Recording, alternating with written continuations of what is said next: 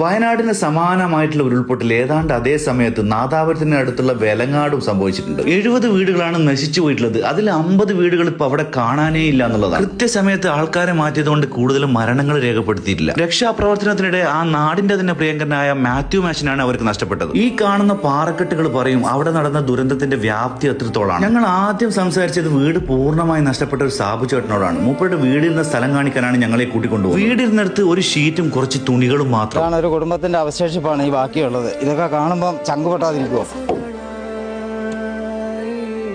കുറച്ച് തുണികള്. എൻ്റെ വീടിരുന്ന ഭാഗമാണിത്.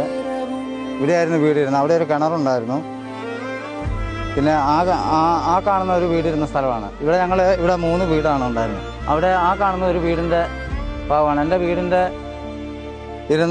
വീടിൻ്റെ സെൻറ്റർ ഭാഗമാണ് ഞാൻ ഈ നിൽക്കുന്നത്. പിന്നെ എൻ്റെ മോള് ബാംഗ്ലൂർ പഠിച്ചുകൊണ്ട്